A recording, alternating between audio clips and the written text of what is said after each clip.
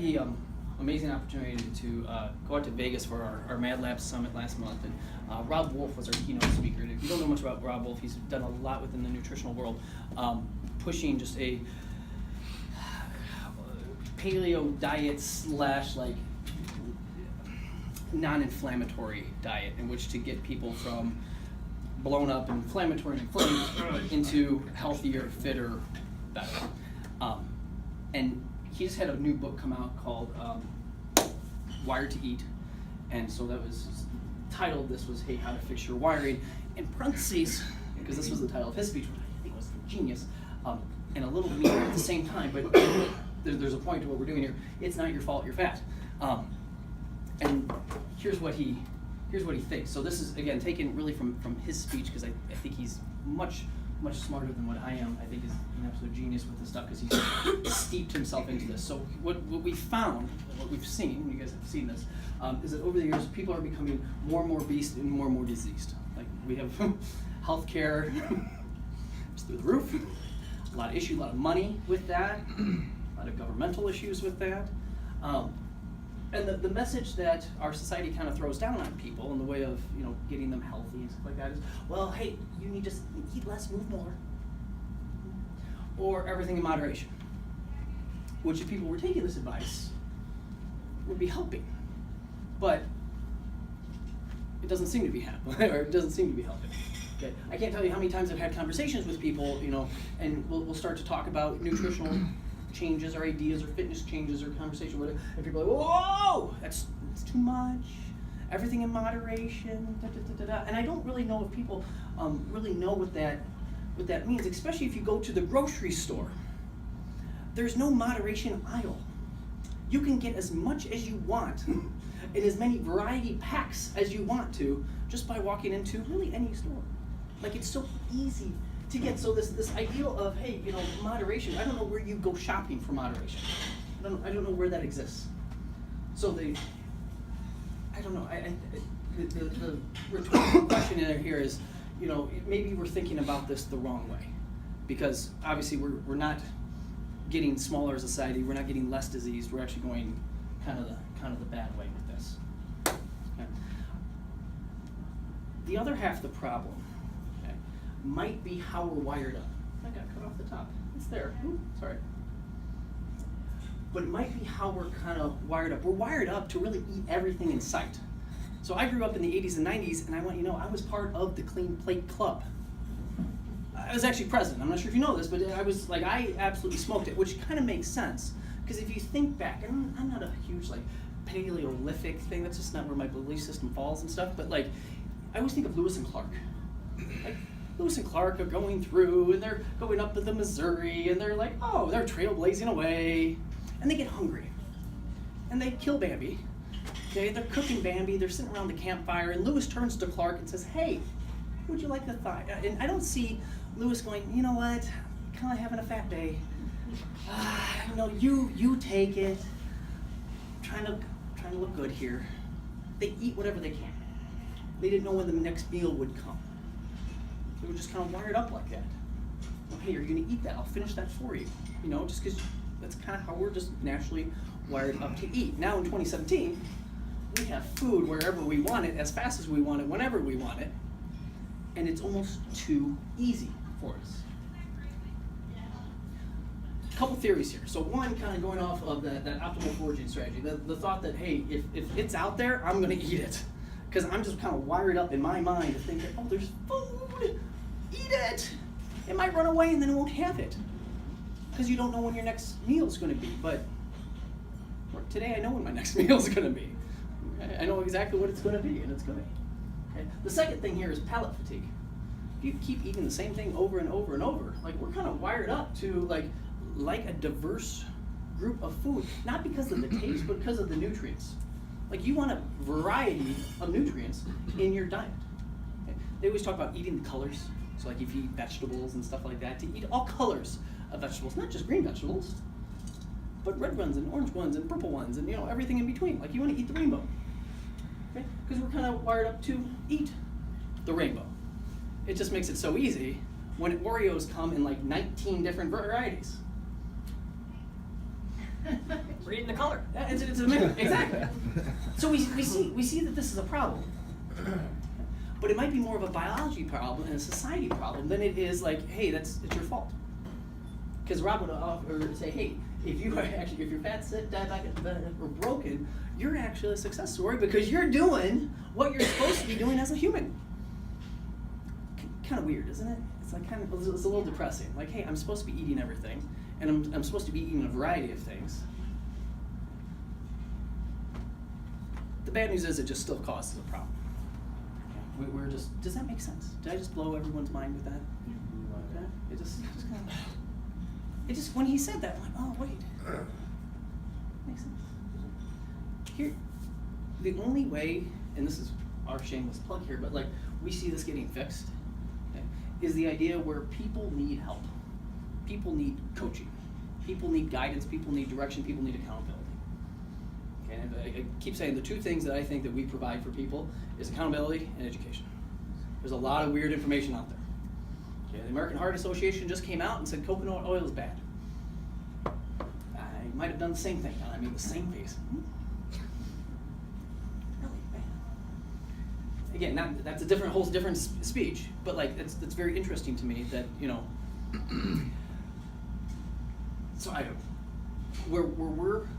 I guess where we're excited about for people is that we see our business never going away because we always think people will need help.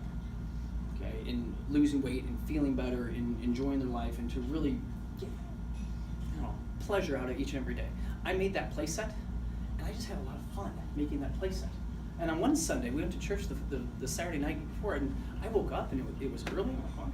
I started on play set. I started working about 7 in the morning, and I worked until the sun went down that night. Actually, the only reason I went in is because my phone battery died because I was trying to use that as a flashlight. You know how you want to just get it done before, whatever. And I worked for like 15 hours, and I didn't really take a break. Heather brought me some food, and we just kind of went to town, and it was fun. I wasn't exhausted. I was just able to do stuff because I wanted to. Not because I felt pressure, not because I was getting paid, not because my job makes me, put in 80 hours a week or something like that, because that's not fun. But we want people to enjoy the fun, enjoy their, truly enjoy their life. So what the heck do I do? Okay, it's not my fault. Okay, Adam, thank you. Make me feel better. Gary, how am I on time? Doing okay. Well, you're 8 minutes. Thank you. So you got 7 left. Woohoo. So what do you do? Here are the things that we kind of break it down to be. And I could go off for days on each and every one of these, so we'll kind of make it short and then make sure that we have time for questions at the end. The idea of food. And this is awful, and this is kind of, if you read the book, Wired to Eat It, absolutely fantastic. What works for you? They've done some studies in the way of, if I were to eat 20 grams of carbohydrate via banana, and August were to have 20 grams of carbohydrate via cookies, his insulin response might be nothing, my insulin response might be through the roof. Just because bananas might not sit well with Adam, for some reason. I don't know. Now, typically it's not that way. Typically, if you eat refined carbohydrate in the form of a cookie, sugar, like your insulin will spike and like stuff like that will happen. So that's not common, but it happens. Some people handle potatoes well, some people don't. Okay, some people handle nightshades well, like tomatoes, eggplants, stuff like that. Some people don't. My kids love pistachios. If I eat them, my mouth just gets tingly and my tongue feels bigger. I don't know. It's like some weird reaction, but they love them. They just, so I crack them, they eat them. Okay, so I don't eat them because they don't make me feel good. Okay, so his recommendation would be, hey, let's anti-inflammatory diet. Let's eat stuff that you can hunt, gather, grow. Plants, fruits, vegetables, fruits, meat. And start there. And after a month, if you want to start to add things in, fantastic. The weird thing is within society, we kind of have this like odd stigma when people try to eat healthy. Like, August can eat, whatever the heck he has there, have a couple beers, and nobody think twice. Then all of a sudden, Gary has a salad, and you're like, Gary, what are you doing? What are you doing? Trying to lose weight? Are you on a diet? What's wrong with you? Yeah. Gary's the weird one, which is strange. Why is August drinking before noon on a work day? That should be the question. That is a good question. really comes down to what works for you, and that's such a loaded thing. It's really weird because again, there's no one prescription that's gonna fit everyone. Okay, the idea of sleep, and this stinks for people because we have Netflix and Game of Thrones is back on, you know. So it's like how to handle this stuff. The body's reset mechanism and all the good stuff, and I'm going to come down here to the gut biome, that it does with the stomach, okay, and the entire digestive tract, when you let it rest for a little while, is fantastic. Like that whole sleep thing is extremely underrated. There are some times people have come in to lose weight, and our nutritional prescription to them has been go to bed. And it's not exciting, it's not sexy, but it's the right call, because if you're getting 4.5 hours of sleep a night and you have a ton of stress in your world and you're running around like a crazy person and you're getting in your workouts and you're doing all this, like the low-hanging fruit we're trying to pick here. Okay. Gut biome is something that I think we're still learning a lot about. Probiotics, prebiotics, basically the idea of when you put food into your mouth and it goes through you, okay, we want it to digest in the best way possible. If your stomach doesn't do, small intestine doesn't do, large intestine doesn't do, colon doesn't do everything that it's supposed to do, okay, you won't get the healthy stuff out of the salad that you're wanting to, or the healthy stuff out of your fruit or meat or whatever that you're wanting to. Okay? If you throw Oreos down your throat, like your body can digest that, it's just a lot harder. I can eat stuff, or I could eat stuff when I was 21 much differently than when I'm 37. And it's probably going to be different when I'm 47 or 57. You kind of wear down the machine a little bit. Okay, this gut biome thing. Probiotics. Have we heard of probiotics? Yeah. Just good bacteria. Okay, I had my kids taking probiotics. Not all the time. I'm not a crazy person. Okay, but they do now and again. We just give them a little pill, and they actually Quinn just bites it and eats it. He doesn't even know what he's doing, but he eats it. It doesn't taste bad. Whatever, he goes with it. These last three here I think are fantastic. Movement in the way of who are you and what are your goals. Okay, if you're my mom, just going for walks is really probably all the movement that she needs. Getting up and down a little bit. I make her do burpees now and again, you know, just to get some hip flexion, you know, not a good thing. Versus if you have different goals, like Isaac has different goals in the way of like where his fitness level wants to be. So I would prescribe more than just walking for him. Like that's just, if he's just going to walk, it's not going to meet him where he's at and where he wants to be. Again, movement. I didn't use the word exercise. I used the word movement. Okay? We just talked to a guy this morning. He went on vacation, okay, with his family. He's like, I didn't eat overly well, you know, but we walked around and we did all this stuff. I didn't work out. He's like, I lost 7 pounds. But they were walking like 5-6 miles a day, walking wherever at parks and things and busy. I don't even know where they went. Chris, part of it. Yeah, lost 7 pounds in a week. Awesome.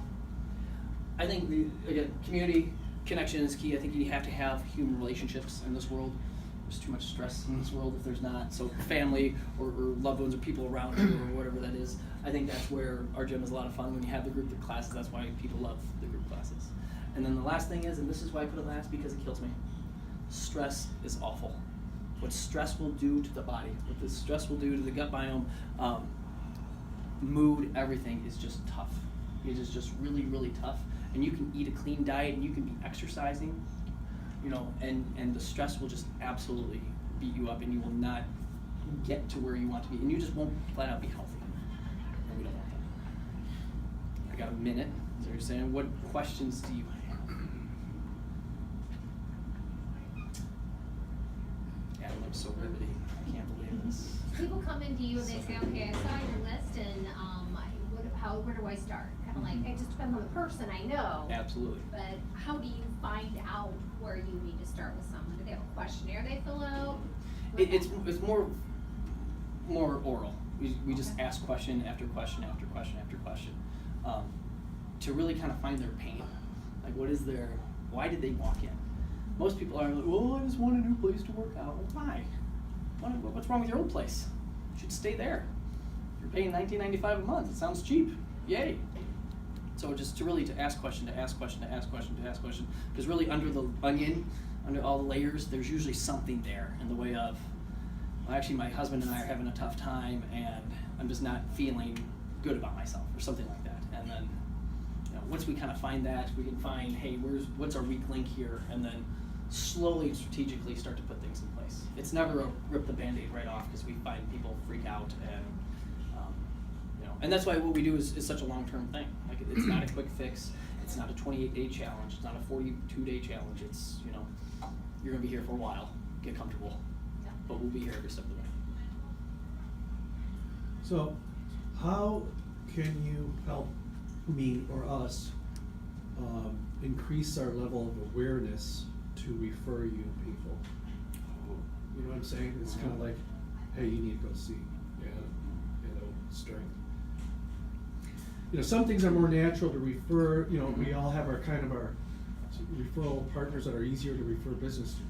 But I'm trying to think of how can I, you know, I'm meeting somebody or whatever. I can't say, hey, you fat slob, you gotta go see it. You need to go see it. You know, that's not gonna work. But you know, on the other hand, if they're like, man, I need, you come out and say, I need to get in shape. You know, obviously, then it's. Yeah, because that referral reminded me of a friend of mine that keep telling me he's gotta get in shape. He says, I am in shape. I said, what do you mean? He said, rounds of shape. Okay, I'm good. I think people joke a lot, and I think that's like the default mechanism to whatever pain that they have. Because if you can joke about it, then you kind of make people laugh, and then they don't think about it. And so if they joke, you know, kind of Gary's joke right there, like, you know, just if somebody says like, crap, like either A, you really don't care about, you know, where you are in your, or like you're just trying to cover it up. And so if somebody says that in a nice way, I kind of call them out and be like, do you mean that, or do you mean, like, just, I do a lot of question asking in my day, and I do a lot of listening. Not that exciting outside of the stories that I get told, but yeah, I don't know. If you hear somebody say something off the cuff, little jokingly, something like that. Or if their kids are in sports and they say, yeah, my boys play soccer or whatever, and then it's kind of like, Absolutely. well, do you have, are they in a strength program? Yeah. You know, that kind of thing. Yeah. And that's getting more and more common, and Mike's done a phenomenal job with that. And that used to be kind of my domain, and to be able to pawn that off to him and just have him be able to focus on that, because I couldn't focus on everything else either. But that is huge. And to be an athlete and not train for that sport with some type of resistance training or change of direction or speed stuff, like, I mean, it's fine if you just like it for a hobby, but if you're actually trying to compete and do well with it, yeah, you're gonna need something more. Guys, thank you so much. The third item up there is probably the most important. I've been listening to a doctor talking about that. How if we treat our gut the right way, it's a natural weight loss too. And it makes you sleep better, it improves everything. I've even heard stuff in the way of this gets weird. Vaginal birth versus C-section. If baby comes out the Normal way. gets the mom basically swallows parts of mom on the way out of the tube. Yeah, that's how I saw it. Coming down the slide. Like that puts good bacteria into the baby like right from birth. Versus if you do the C-section, they skip that. I'm not saying they're doomed for life, but you might have to be more conscientious of the gut, you know, and issues that you can have with that if they don't start off that way, which is weird to think about. Because I was not thinking about gut biome when my kids were being born. Well, I don't know what you got. One that relates to that you should, I hope you would agree with, is that, you know, Brett says you should chew 40 times. And there's two reasons, and you should not, I'm guilty as when I eat pizza, when I do eat it, pizza and sip of pop or something like that, that you should not drink when you're eating your food.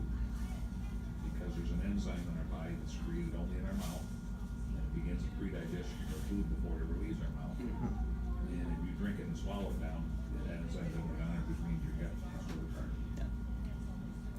And even just, I mean, digestion starts in the mouth, and to chew, and then people usually eat slower too. And if you take 20 minutes to eat, really at the end of 20, you eat less. Because you get bored of eating. Just so you know. Why is it taking so long? Filled up. I got a new issue of Field and Stream a couple days ago, and there's they got these photographers that get pictures. A buck, they snap this picture of a buck. I'm saying this because it's relevant right now. Because bucks are shedding their velvet, if you're familiar with deer. Okay. And there's a picture of this big buck chewing the the velvet off their antlers and the blood and the nutrients and everything in there. It's a natural thing. But I'm like, wow, I learned that. It was like, there's, you know, it's like, hey, so you might be seeing some. It's a rare sight. It's a rare sight to see because it supposedly happens at night most of the time. But anyway. Well, Guys, thank you. on that note. Nutrition. Hey, if you want to chew on some antler, Anglers, you'll have Comes from many sources. There is